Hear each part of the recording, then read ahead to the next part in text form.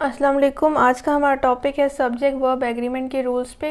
Lecture को start करने से पहले मैं बताती चलूँ कि आप मेरे channel daily dose of education को लाइक करें, शेयर करें और सब्सक्राइब करें और बेल आइकन पे क्लिक करके और वीडियोस को सिलेक्ट करें ताकि आपको नए आने वाली वीडियोस की नोटिफिकेशन मिलती रहे। तो आज का हमारा फर्स्ट रूल है कि हमारे किसी भी सेंटेंस में सब्जेक्ट के लिए जो है हमेशा हमने प्रोनाउन का जो केस इस्तेमाल करना है वो सब्जेक्ट केस होगा। यानी हमें किसी भी जो है सेंटेंस में सब्जेक्ट में प्रोनाउन का जो भी हमने केस लेना होगा वो सब्जेक्ट के लिए सब्जेक्ट केस ऑफ प्रोनाउन ही हम यूज़ करेंगे सेंटेंस की कंप्लीशन में। हम object case of pronoun use नहीं कर सकते, उससे हमारा सेंटेंस रॉन्ग जो है वो कंसीडर किया जाएगा। हम एग्जांपल देख लेते हैं।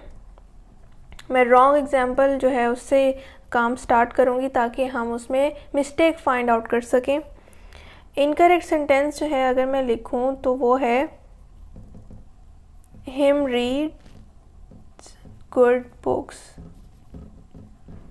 अब ये हमारे पास एक सेंटेंस है जिसमें हमें पता है कि सब्जेक्ट के तौर पे जो हमारे पास सेंटेंस में बात की जा रही है वो हमारे पास है हिम, लेकिन यहाँ पर ये सेंस नहीं बन रही क्योंकि रूल के मुताबिक हमारे पास जो है प्रोनाउन का सब्जेक्ट केस इस्तेमाल होना चाहिए। तो यहाँ पर हमारे पास जो प्रोनाउन है उसका सब्जेक्ट केस नहीं, हमारे पास ऑब्जेक्ट केस इस्तेमाल किया जा रहा है। तो ये सेंटेंस हमारे पास रॉन्ग होगा और इसे राइट करने के लिए हमने सिंपली हिम को ही से यानी सब्जेक्ट केस ऑफ प्रोनाउन से रिप्लेस कर देना है और ये सेंटेंस हमारा अब करेक्ट है और रूल के मुताबिक है ही रीड्स गुड बुक्स। तो अगर हम मज़ीद एग्जांपल्स को डिस्कस करें तो हमारे पास एक सेंटेंस है जो कि इनकरेक्ट ही मैं लिख रही हूँ, my self shell help you. अब यहाँ पर माई सेल्फ आ गया, ये भी ऑब्जेक्ट केस है प्रोनाउन का, तो इसको हम जो है सिंपली रिप्लेस कर देंगे बाय आई। इसको हम रिप्लेस कर देंगे by word I which is the subject case of pronoun. I shell help you और हमें पता है कि यहाँ पर इस सेंटेंस में आई एज अ सब्जेक्ट जो है वो इस्तेमाल हो रहा है और यहाँ पर ही एज अ सब्जेक्ट इस्तेमाल हो रहा है। तो ये हमारा सिंपलेस्ट रूल था कि हमने सब्जेक्ट के लिए जो हमारे पास प्रोनाउन का केस होगा वो भी हमेशा सब्जेक्ट केस ही होगा। ऑब्जेक्ट केस में सेंटेंस की ना तो कोई सेंस बनती है और वो रॉन्ग कंसीडर किया जाता है। अब चलते हैं रूल नंबर 2 की तरफ।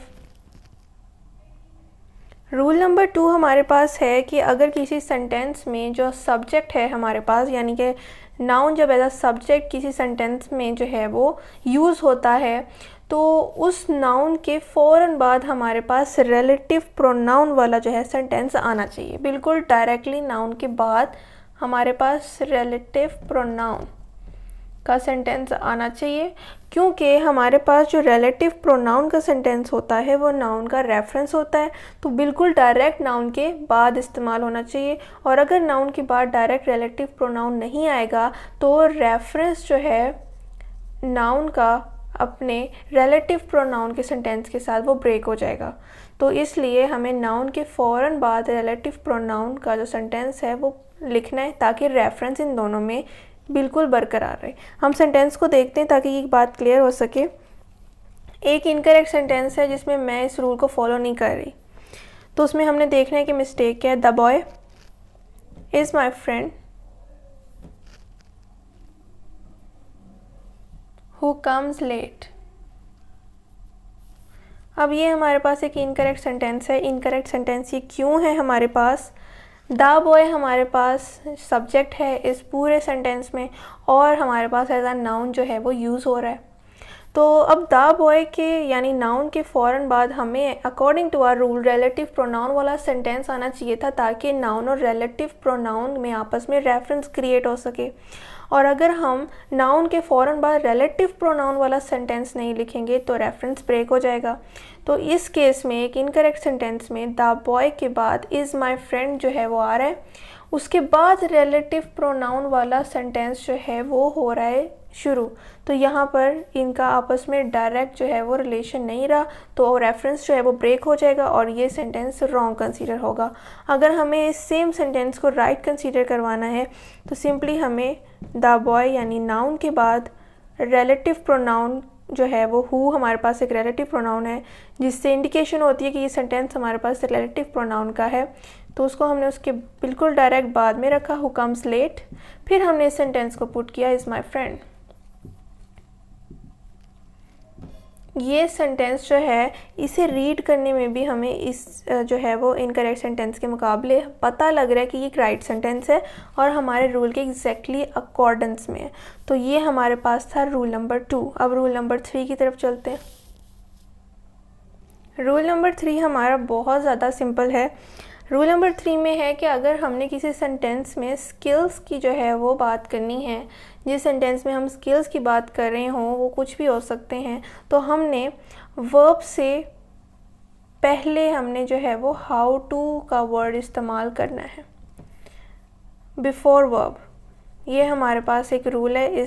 हमारे पास रूल नंबर 3 का यही फॉर्मूला है कि हमें किसी भी स्किल्स की जब बात हो रही हो किसी सेंटेंस में, तो हमने बिफोर वर्ब हाउ टू का इस्तेमाल करना है। एक इनकरेक्ट सेंटेंस लिखते हैं जिसमें हम हाउ टू का इस्तेमाल नहीं करते हैं। He does not know swimming। अब स्विमिंग हमारे पास इस सेंटेंस में एक स्किल है। अब इस सेंटेंस में हमने वर्ब से पहले कोई हाउ टू का वर्ड इस्तेमाल नहीं किया, तो ये सेंटेंस हमें पढ़ते ही पता लग जाना चाहिए कि ये रॉन्ग सेंटेंस है। और हमें इसे राइट कैसे बनाना है? रूल के मुताबिक हाउ टू का हम बीच में एडिशन कर देंगे, he does not know how to swim. अब ये हमारे पास राइट सेंटेंस है और ये हमारे पास इस रूल के मुताबिक है, क्योंकि इसमें स्किल का जिक्र हो रहा था। अब इसकी जो हमें मज़ीद एग्जांपल देने की ज़रूरत नहीं है, क्योंकि हमें पता है कि जिस सेंटेंस में एक स्किल जो है उसका जिक्र होगा हमारे पास, तो हमने उसमें सिंपली वर्ब से पहले हाउ टू का इस्तेमाल कर देना है, क्योंकि हमारे पास वर्ब असल में स्किल ही है। स्विमिंग हमारे पास जो है वो एज अ स्किल भी हम इसे कह सकते हैं या वर्ब भी कह सकते हैं। एक काम है, एक हुनर है जो कि सब्जेक्ट जो है वो कर रहा है, तो उससे पहले सिंपली हमने हाउ टू का इस्तेमाल करना है। तो ये था आज का हमारा टॉपिक, जिसमें हमने 3 रूल्स डिस्कस किया सब्जेक्ट वर्ब एग्रीमेंट पे। आई होप आपको आज के लेक्चर की समझ आई होगी। फिर भी कोई क्वेश्चन हो तो आप कमेंट में ज़रूर पूछें। मैं फिर बताती चलूँ कि आप मेरे channel daily dose of education को लाइक करें, शेयर करें और सब्सक्राइब करें, और बेल आइकन पे क्लिक करके ऑल वीडियोस को सिलेक्ट करें ताकि आपको नए आने वाली वीडियोस की नोटिफिकेशन मिलती रहे। शुक्रिया। अल्लाह हाफ़िज़।